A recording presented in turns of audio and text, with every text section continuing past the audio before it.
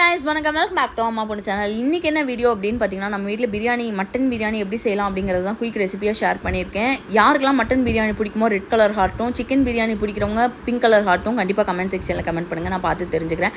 Mutton நல்லா வாங்கிட்டு வந்து நல்லா கழுவிட்டு ஒரு டம்ளர் தண்ணி விட்டு இஞ்சி பூண்டு பேஸ்ட்டு, மஞ்சத்தூள், மிளகுத்தூள், உப்பு இது போட்டு 7 விசில் வச்சு தனியாக வச்சுக்கோங்க.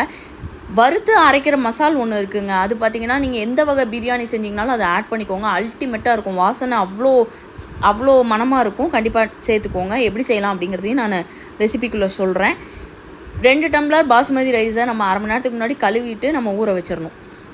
ட்ரை ரோஸ்ட் மசாலா பார்த்திங்கன்னா பட்டை, லவங்கம், கிராம்பு, ஏலக்காய், ஜாவித்ரி, அன்னாசி மொக்கு, சோம்பு, சீரகம், பிரியாணி இலை, பெப்பர் இதெல்லாம் போட்டு ட்ரை ரோஸ்ட் பண்ணிவிட்டு நம்ம பொடிச்சு தனியாக வச்சுக்கோங்க. ஒரு ப்ரெஷர் பேனில் 2 டேபிள் ஸ்பூன் எண்ணெய், 1 டேபிள் ஸ்பூன் நெய், பட்டை, லவங்கம், கிராம்பு, ஏலக்காய், ஜாவித்ரி, சோம்பு இதெல்லாம் போட்டு நல்லா ஃப்ரை ஆனதுக்கப்புறம் வெங்காயம், தக்காளி, கொஞ்சோண்டு புதினா, 3 கீரி வச்ச பச்சை மிளகா இதெல்லாம் போட்டு சாட்டே பண்ணிவிட்டு 2 table spoon chilli powder, 1 table spoon இஞ்சி பூண்டு பேஸ்ட்டு, 3 டேபிள் ஸ்பூன் பிரியாணி மசால் பவுட்ரு நம்ம இப்போ அரைச்சிட்டு வந்தது, 1 டம்ளருக்கு 1.5 டம்ளர்னு சொல்லிவிட்டு நான் 2 டம்ளர் ரைஸுக்கு 3 டம்ளர் தண்ணி. அந்த தண்ணி வந்து நம்ம மட்டன் வச்ச தண்ணியும் இதில் போட்டு ஆட் பண்ணிக்கோங்க. டேஸ்ட் அல்டிமேட்டாக வரும்.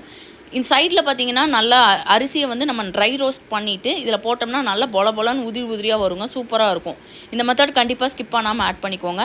நமக்கு தேவையான அளவுக்கு உப்பு, புதினா இதெல்லாம் போட்டு நம்ம அரிசியும் போட்டு எனக்கு வந்து அப்போ வந்து டேஸ்ட்டு பத்தலை அப்படிங்கிறதுனால 1 டேபிள் ஸ்பூன் பிரியாணி பவுடரும் கொஞ்சோண்டு இஞ்சி பூண்டு பேஸ்ட்டையும் மிக்ஸ் பண்ணி நான் போட்டிருந்தேன்.